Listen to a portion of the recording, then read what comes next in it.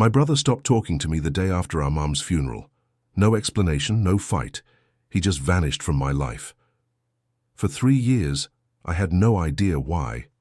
Then I found a letter my mom had hidden, and everything made sense in the worst way possible. I'm going to tell you what was in that letter, why my brother disappeared, and how a secret my mom kept destroyed our family. But first, you need to understand how close we used to be.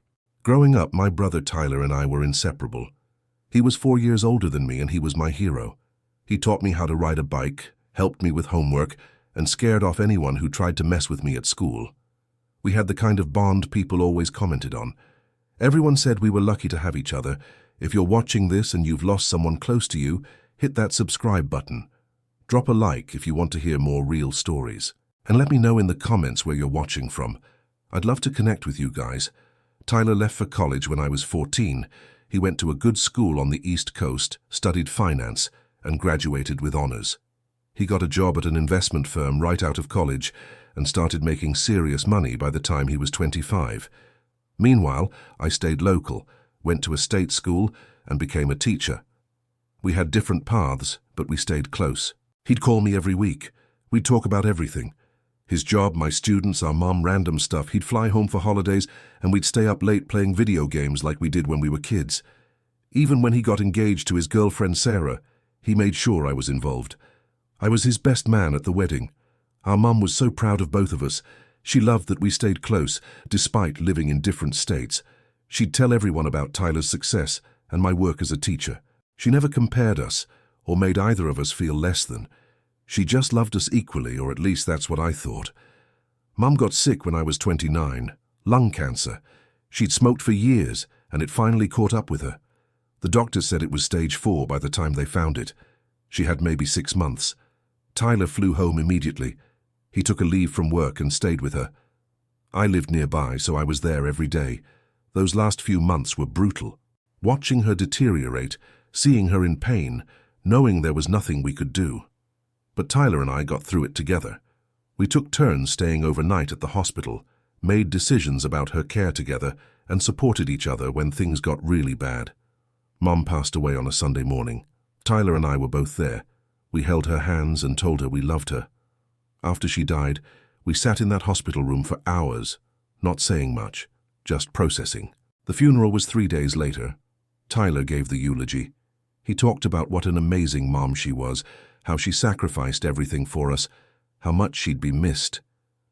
After the funeral, we went back to Mom's house. Family and friends came by with food and condolences. Tyler seemed off. He was quiet, barely talking to anyone. I figured he was just grieving. I was barely holding it together myself. People started leaving around 8. By 9, it was just Tyler, me, and Sarah. I asked Tyler if he wanted to stay over, maybe watch a movie or just hang out like we used to. He said no. He said he and Sarah were going back to their hotel. I asked if he was okay. He looked at me with this strange expression, like he was seeing me for the first time. He said he was fine, just tired. They left a few minutes later. The next morning, I texted Tyler, asking when his flight back home was. He didn't respond. I called. No answer. I figured he was sleeping or busy packing. I tried again that afternoon. Nothing. I called Sarah. She answered but said Tyler couldn't talk right now. I asked if everything was okay. She hesitated, then said yes, and hung up. I didn't hear from Tyler for a week. I called, texted, left voicemails, nothing. I reached out to Sarah again. She said Tyler needed space and that I should respect that. I asked what I'd done wrong. She said she couldn't talk about it and to please stop calling. I was confused and hurt. I couldn't understand what happened. We'd just lost our mum. We needed each other. Why was he shutting me out? I thought maybe he was having a breakdown. That grief was affecting him in ways I didn't understand. I decided to give him space, hoping he'd reach out when he was ready. Weeks turned into months. Tyler never called. He didn't respond to texts or emails. His social media went dark. I tried reaching out to his friends. They said they hadn't heard from him either, or they'd give me vague answers that made it clear they'd been told not to talk to me. It was like he'd erased me from his life. I went through Mum's things slowly. It was too painful to do all at once. I'd go to her house once a week and sort through a room. 6 months after she died, I was going through her bedroom. I found a box in the back of her closet. It was full of old photos, letters, and documents. At the bottom of the box, I found an envelope with my name on it. It was sealed, my mum's handwriting. I opened it and started reading. The letter was dated 2 weeks before she died. She said she needed to tell me something she should have told me years ago, but never had the courage to.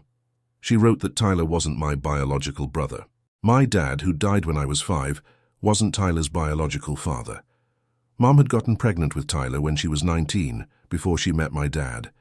Tyler's biological father was some guy she dated briefly, who wanted nothing to do with her when he found out she was pregnant. She met my dad when Tyler was 2. They fell in love, got married, and my dad adopted Tyler. He raised Tyler as his own son. Tyler never knew. My dad never treated him differently. He was just Tyler's dad, no questions asked.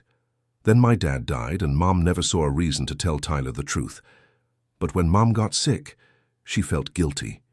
She didn't want to die with this secret. So she told Tyler. 2 days before she died, she sat him down and told him everything. She told him who his real father was, why she never said anything, and how much my dad loved him regardless. The letter said Tyler didn't take it well. He felt betrayed. He felt like his entire life was a lie. Mom wrote that she tried to explain, tried to make him understand, but he was too angry. She said she hoped he'd forgive her eventually, and she hoped it wouldn't affect his relationship with me. But then she wrote something that made my stomach drop. She said she'd told Tyler who his biological father was, and his biological father was my mum's high school boyfriend, someone she reconnected with years later, someone I knew, my Uncle Jim, my dad's brother. I had to read that part 3 times before it sank in. My Uncle Jim was Tyler's father. That meant Tyler and I weren't just half-siblings. The family dynamics were completely twisted. My dad had raised his own nephew as his son without knowing it. Tyler had grown up with his biological father around, at family gatherings and holidays, and had no idea. Mom wrote that she never told Jim. He didn't know Tyler was his son. She'd kept it a secret from everyone. But she told Tyler because she thought he deserved to know. And Tyler, trying to process all of this while our mom was dying, didn't know what to do with the information. I sat on the floor of my mom's bedroom and cried. Everything made sense now. Why Tyler cut me off. Why he couldn't look at me at the funeral. Why he disappeared. He couldn't handle the truth. He couldn't handle being around me, being reminded of this messed up secret. I didn't know what to do. I wanted to reach out to Tyler, to tell him I'd found the letter, to talk about it, but I didn't know if he wanted to hear from me. I sat on it for weeks, trying to figure out the right move. Finally, I called Sarah. I told her I knew. I told her I found Mom's letter, and I understood why Tyler cut me off. She went quiet for a long time. Then she said Tyler had been struggling. He'd been in therapy, trying to work through everything. She said learning the truth had broken something in him. I asked if I could talk to him. She said she'd ask but couldn't promise anything. 2 days later, Tyler called. His voice sounded different. Tired. He asked if I really knew everything. I said yes. He asked if I hated Mom for what she did. I said no. I just wished she'd told us sooner. We talked for an hour. Tyler said he felt like he didn't know who he was anymore. Everything he thought about his family, his dad, his identity, it was all based on a lie. He said he couldn't be around me because I reminded him of it. Every time he looked at me, he thought about the secret, about how messed up everything was. I told him I understood. I told him I didn't blame him for needing space, but I also told him that nothing changed for me. He was still my brother, the guy who taught me to ride a bike, who protected me, who I looked up to my entire life. DNA didn't change that. He said he needed more time. I said I'd wait as long as he needed. We hung up.